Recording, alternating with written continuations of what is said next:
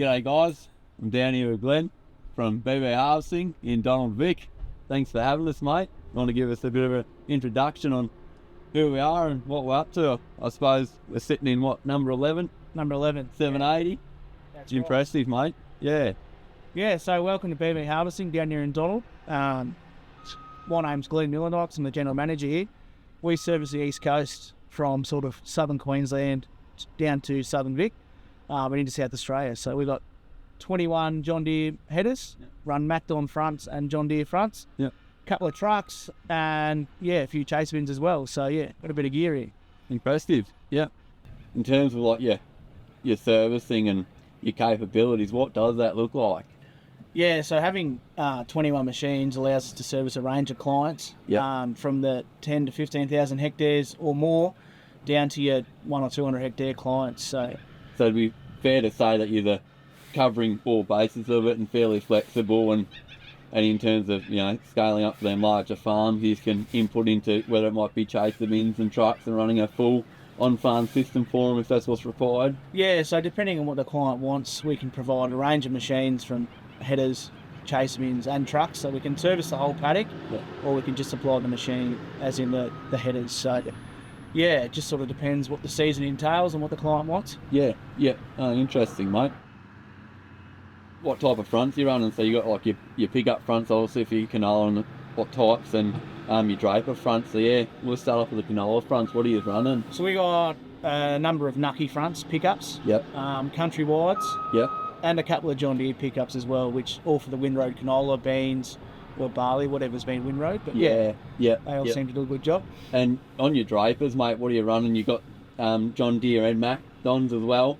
So most of the John Deere's are 740Ds, which are the premier John Deere front, I believe. And then Macdons, we've got a lot of flex fronts for your lentils and anything on the deck. So and what are they? Like, are they normally 40s or 45s? All 40-foot fronts. All 40s. So all the machines can work together in any paddocks. Yeah, beautiful. And in terms of like the capabilities, obviously many variables there with crop conditions and things like that, but you'd work on an average of around 30 tonne to a hectare, depending what crop you're in or what's going on. So these machines average around 30 tonne an hour.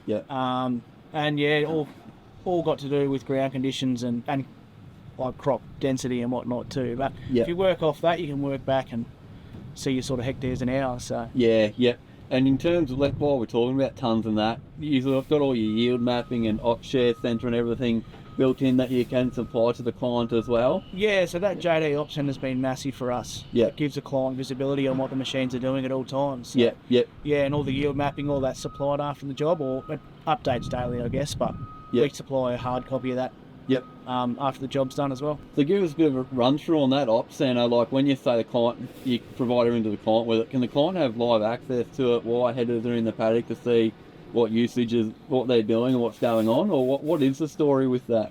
So Ops Centre has been around for a couple of years, but basically the farmer would generally have their own Ops Centre, and we would move our machines into their Ops Centre. So they see everything from faults, electronic faults, down to like rotor settings, concave settings, speeds, fuel usage. They can see the lot.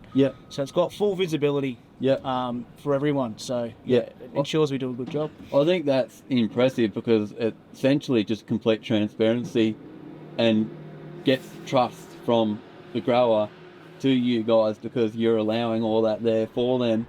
I think that's a really big thing, mate, and it's quite that should be a very reputable point of view for BB Harvesting to do that.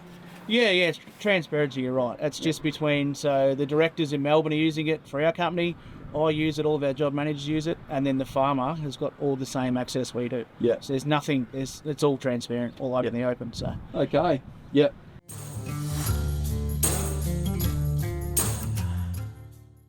So these are a great front. These are one of John Deere's better fronts. That aren't flex, so it's a rigid front. With a hydraulic float.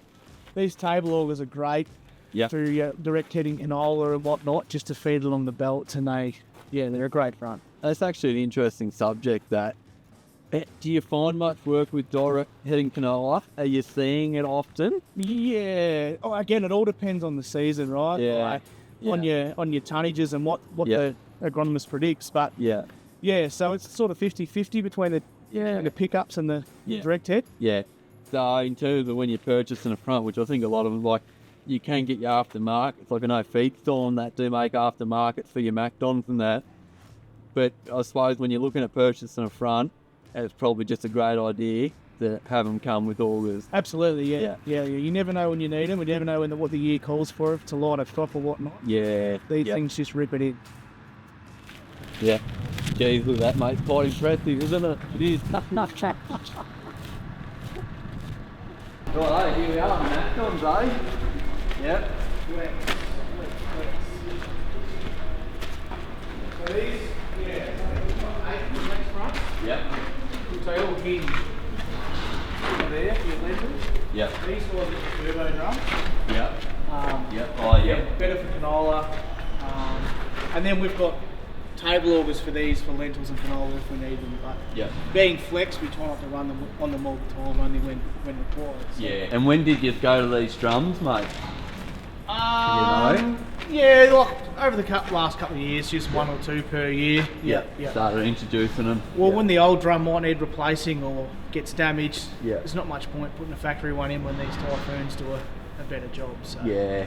In terms of flex front compared to rigid, and then I suppose depending on what they're growing, what type of country they're in, and that really, wouldn't it? That's right. Right. So down south here, when they're growing lentils, a flex front generally does a better job depending on the paddock. So it's a necessity down here when you're on the deck trying to pick crop up. But when you're off the ground on wheat, like these do the same job as a 740D, right? So no, they serve a purpose. I suppose the thing I like about a flex front is you can use it for 2 things. You can use it's more suited for more things compared to not. I suppose. That's right. Just a bit more flexibility. And from a contractor's perspective, if you're running 1 bit of gear or 2 bits of gear, and you're going to go buy a front, then it'd probably be suited if you do run a flex front, because you've got those options there for different types of work, haven't you? That's right. If you ever grow a crop on the ground, so it's just MacDon's a bit hard to get these days. Okay, so hot topic. That's the other thing, We carry a lot of spares, oxys, welders, compressors, everything for your paddock maintenance, I guess. Or repairs. Not that anything breaks, but... It's actually one thing I'm recognising nowadays. You're seeing a lot of the hydraulic trailers coming in. Are you seeing that? Yeah. We've been looking at them. Hoses aren't a massive cost over harvest. Do you know what I mean? Yeah, I recognise what you're saying. So we sort of just fix our hoses. We've got joining kits and whatnot until a rain day, and then we'll get them into 1000. There are a lot of small towns, like farming towns, but you always got a tyre service and a hydraulic hose. So we've definitely got hose repair kits and whatnot, but for a full hose crimping setup, like where we're going to tow it, probably doesn't really suit. I recognise what you're saying. No, it's interesting. I just thought I'd bring that up, and I've seen a lot of it nowadays. Them trailers, like a lot of people talking and doing, and going down that path. And it might be something we do in the future, but so we just roll around with our service trucks. Which gives the mechanics access to generators, welders, compressors, oxys if they need it. So everything's in here, ready to go if something was to fail. So fully mobile operation, self-sufficient. And we generally have one of these at the bigger jobs. And mechanic floating around the region. So we've got all our own mechanics. We don't rely on John Deere. So we supply all our own. So reliability is an important thing, and you've obviously got that as a priority in the business, because you've got everything there to ensure you are reliable. That's right. So uptime, right? So any downtime's costly to us and the grower. So from our pre-season to making sure we're getting on top of preventative maintenance and not being reactive, right? So changing stuff at a set hour so it doesn't fail, so you get it before it fails. So between that and then in the paddock, trying to keep the machines going is huge. And you would have that fairly strong knowledge with that. You've got 21 headers. That's right. the director is a heavy diesel mechanic himself, so the knowledge starts from a long time back. Yeah. Yeah, and he sort of shares that with us all. We've also got custom service advisor from John Deere, which gives us all the John Deere manuals. Yeah, okay. So if anything's not quite right, or diagnostics or anything, so we've got access to all the John Deere manuals as well. Yeah. Well, I think over that time frame, the knowledge of the gear you're running it'd be massive. Yeah. And that's the beauty between 680s and 780s. Not a lot has changed. Yeah. It's just electronics, a little bit in clean area, a couple of horsepower here and there, but the fundamentals are the same. Yeah. Most parts will go on both machines. So. Yeah. You can't really buy that knowledge, can you? You know, that's many years of. Yeah. That's right. Yeah. It's hard to get. So we're lucky with that. We do have some subcontractors that work for us. That also we draw off them, they draw off us. Yeah.